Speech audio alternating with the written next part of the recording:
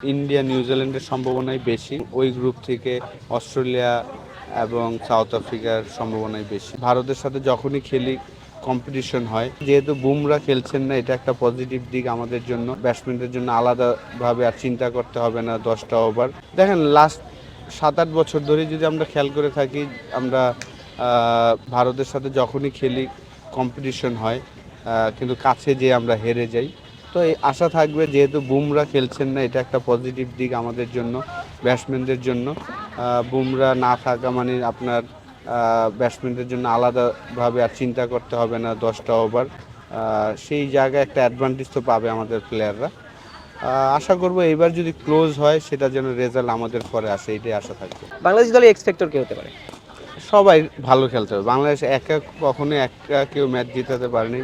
পুরা টিম ভালো খেললে তখনই ম্যাচ জেতা সম্ভব। ডেফিনেটলি আমাদের টিমে অনেকগুলো প্লেয়ার, এক্সাইটিং ক্রিকেটার আছেন। তারা যদি খেলেন ডেফিনেটলি আমরা খুব এনজয় করি তাদের ব্যাটিং দেখতে। সৌম্য সরকার, তামিম, তারা যদি ব্যাটিং করে লম্বা সময়, তখন আমাদের ডিফারেন্ট তৈরি করে দিতে পারে। মুশফিক, মাহমুদুল্লাহ দুইজন অনেক এক্সপিরিয়েন্স। তাদেরও থেকেও হয়তো আশা করব যে তারা এক্সট্রাঅর্ডিনারি একটা টুর্নামেন্ট খেলে আসবেন।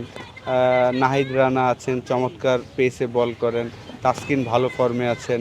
তো ওভারঅল আমি মনে করি যে বোলিং ইউনিটটা ভালো, তার সবাই মিলে ভালো খেলবে, এটাই আশা থাকে। কিছুদিন পরে আসলে আবারও আপনাকে প্লেয়ার হিসেবে দেখা যাবে, বাংলাদেশকে আবার প্রতিনিধিত্ব করবেন। এক লম্বা সময় বাংলাদেশকে প্রতিনিধিত্ব করেছেন, আবারও আসলে আপনাকে খেলতে খেলতে দেখবেন আপনার ভক্তরা। আসলে সেটা নিয়ে আসলে কতটুকু প্ল্যানিং, বা বাংলাদেশ সেখানে কেমন করতে পারে লিজেন্ডস লিগে?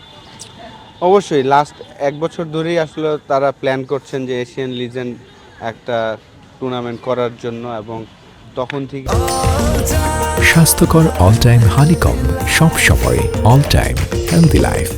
আসলে আমার সাথে যোগাযোগ করছিল ওই টিমটার ক্যাপ্টেন্সি করার জন্য, এবং একটা টিম আমরা তৈরি করেছি। দিল্লিতে আমি ছিলাম ড্রাফটে। এর আগেও দুইবার আমাদের বাংলাদেশ থেকে খেলতে গিয়েছিলেন, অতটা ভালো রেজাল্ট হয়নি। তো এবার আমরা যে টিমটা যাচ্ছি, যদি সবাই খেলতে পারি, আমি আশা করি যে অবশ্যই ভালো একটা রেজাল্ট আমরা করতে পারবো। এবং আমরা সবাই খুব এক্সাইটেড, বিশেষ করে আমরা যারা খেলার বাইরে চলে গিয়েছি, তারা একসাথে থাকবো, খেলবো। ডেফিনেটলি একটা ফান তো হবে। এই দলটাতে আমরা স্কোয়াডে দেখেছি তামিম ইকবাল খান রয়েছেন, তিনি আসলে খেলবেন কিনা, বা ওই ব্যাপারটা আসলে কেমন লাগে যে তামিম আশরাফুল, যাদেরকে আসলে ভক্তরা লম্বা সময় ধরে প্রচণ্ড ভালোবেসে এসেছেন, তারা আবার একসাথে খেলবেন? অবশ্যই, যেহেতু তামিম রিটায়ার্ড করেছেন এবং এই টুর্নামেন্টটা রিটায়ার্ড যারা করেন তাদেরই খেলার অপশনটা থাকে। তো তামিমের এজেন্টের সাথে আসলে আমাদের ম্যানেজমেন্ট কথা বলেছেন, সেই আশ্বাসই আর কি তাকে নেওয়া।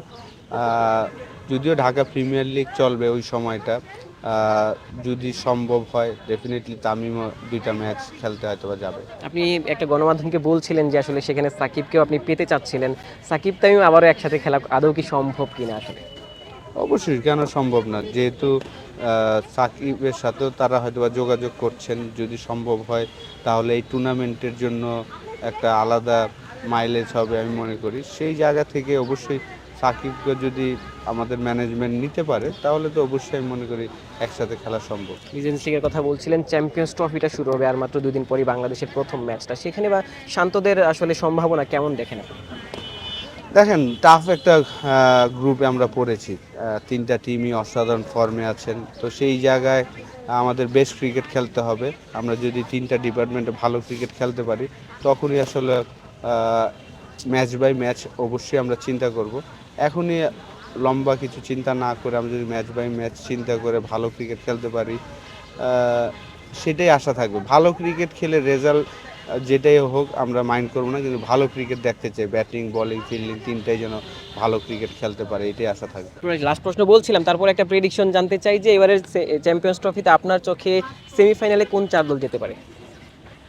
দেখেন, ওভারঅল যদি চিন্তা করি, আমাদের গ্রুপ থেকে ইন্ডিয়া নিউজিল্যান্ডের সম্ভাবনাই বেশি, এবং ওই গ্রুপ থেকে অস্ট্রেলিয়া এবং সাউথ আফ্রিকার সম্ভাবনাই বেশি। যদিও ইংল্যান্ড আছেন, তারপর আফগানিস্তানও আছেন, তারা লাস্ট ওয়ার্ল্ড কাপে ভালো করেছিল আফগানিস্তান। তারপর আমার মনে হয় সাউথ আফ্রিকা এবং অস্ট্রেলিয়া ওই গ্রুপ থেকে। থ্যাংক ইউ সো মাচ ভাই, থ্যাংক ইউ সো মাচ।